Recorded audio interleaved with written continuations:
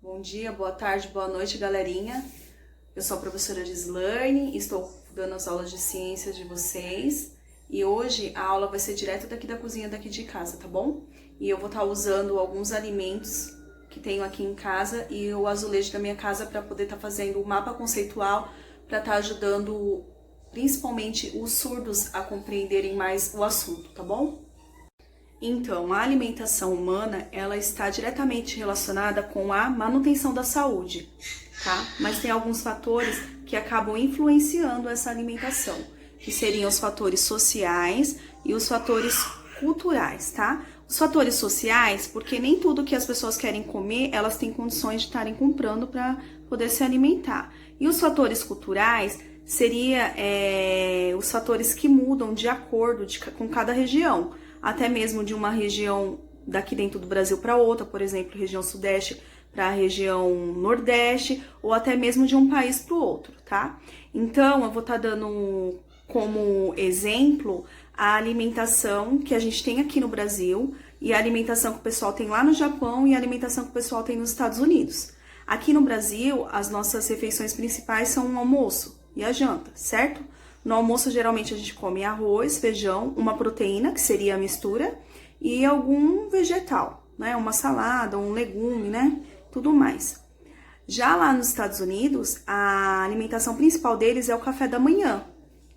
Então, o que eles comem no café da manhã? Eles comem bacon, batata frita, hambúrgueres, né?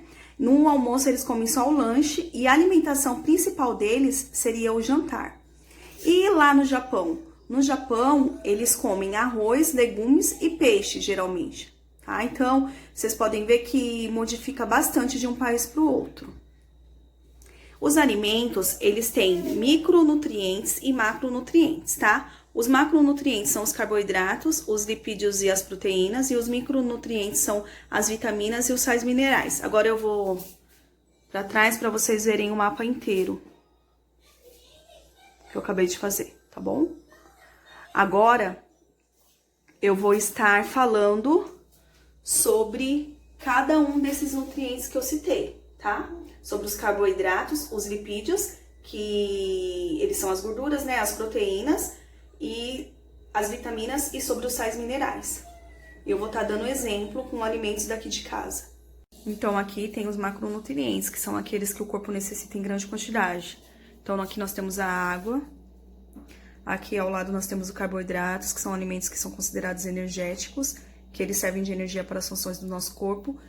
E eles são utilizados também na realização de atividades físicas, tá? Então tem aqui, ó, o arroz, o açúcar, os pães e uma massa aqui, que no caso eu coloquei um macarrão. Ao lado nós temos os lipídios, que também são conhecidos como gorduras.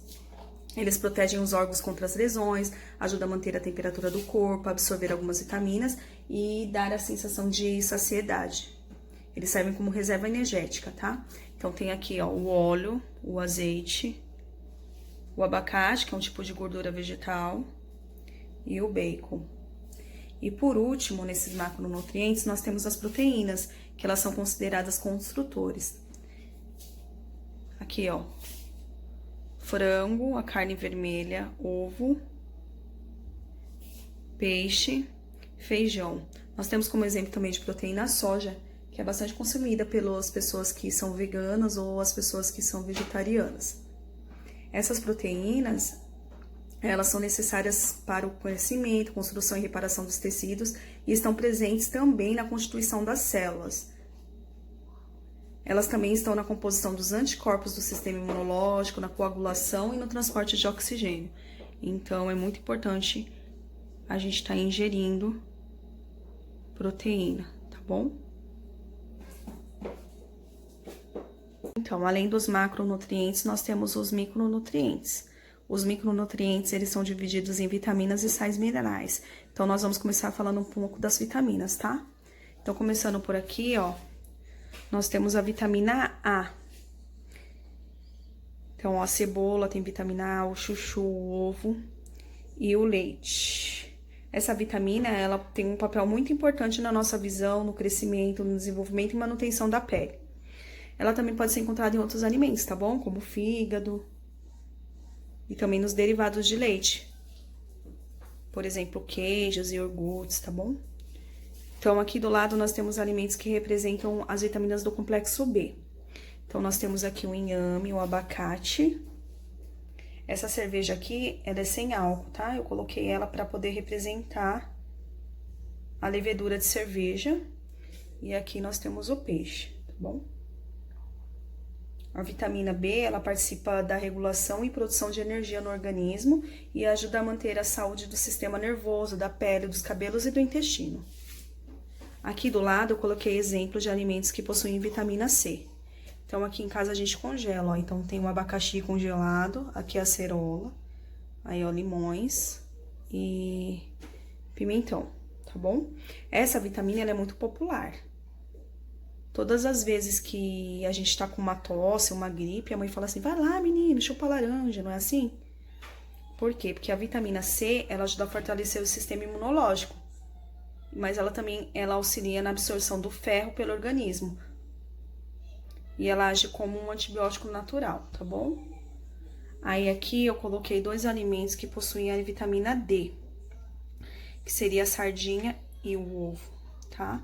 Mas a vitamina D, ela é obtida principalmente por exposição à luz solar. E a principal função dela é manter a absorção de cálcio e fósforo. Então, acaba ajudando na fortificação dos ossos, dos dentes, ajuda também os músculos. E ela também mantém o cérebro e o coração funcionando. Aí aqui, ó, a vitamina E. A vitamina E, ela é importante no retardo do envelhecimento e até mesmo na prevenção de doenças sérias, como câncer, problemas cardiovasculares, diabetes, catarata, Parkinson. Aí eu coloquei aqui o azeite, eu não tenho amêndoas, então coloquei um leite de amêndoas e aqui o abacate, tá bom? E aqui tenho 2 alimentos que possuem vitamina K, que é o repolho e a berinjela. Mas essa vitamina K, ela é principalmente encontrada em vegetais de folhas escuras. Eu não tenho aqui em casa, como brócolis, salsa, couve. E ela é importante para uma boa coagulação sanguínea. Por exemplo, quando a gente cai, o nosso sangue, depois de alguns minutos, ele seca, ele não continua escorrendo, né? Por quê? Devido à coagulação, tá? Em relação aos micronutrientes, além das vitaminas, nós temos também os sais minerais, tá? Então, eu vou começar aqui falando do ferro, que ele é encontrado na carne, no feijão e no ovo. É encontrado também em outros alimentos, como folhas verdes escuras. A principal função dele é a formação da hemoglobina, e é essa hemoglobina que leva o oxigênio para todo o corpo. Aí, nós temos o cálcio, que sua principal função está na proteção dos dentes e dos ossos. Ele é encontrado principalmente nos laticínios, por exemplo, seriam os leites e os derivados de leite, tá? Mas ele também é encontrado na couve, no brócolis, na sardinha que eu coloquei aqui, tá bom? Nós temos também o magnésio. O magnésio, ele participa de processos como contração e relaxamento muscular, produção da vitamina D, produção de hormônios e manutenção da pressão arterial. E ele está presente em alimentos como abacate, banana, batata, peixe. Nós temos também o fósforo. O fósforo é encontrado também nos ossos junto com o cálcio. Ele participa também das funções relacionadas a fornecimento de energia ao corpo. E ele pode ser encontrado na sardinha, que eu coloquei aqui, tá? E nos leites e derivados, além de frutas secas e outros alimentos. Nós temos também o potássio. O potássio, ele participa da transmissão de impulsos nervosos da contração muscular, ele controla a pressão arterial e ele produz proteína e gera energia. E ele está em alimentos como banana, abacate, batata, entre outros também, como mamão. Quando a gente tá com cãibra, geralmente as pessoas falam assim, come banana, é por causa disso, que ele ajuda nesse processo de contração muscular. Nós temos também o sódio. O sódio, ele ajuda no controle da pressão arterial. Ele regula também os níveis de líquido no corpo. Ele está presente no sal de cozinha normal, em temperos prontos, em carnes processadas, em vegetais enlatados, tá bom? E em outros também, em outros alimentos. Aí nós temos iodo. O iodo ele participa da formação dos hormônios da tireoide, além de prevenir problemas como câncer, diabetes, infertilidade, aumento da pressão arterial. Os alimentos mais ricos em iodo são alimentos do mar, por exemplo, mexilhão, cavalo, tá? Mas ele também está presente no ovo, no salmão, no atum.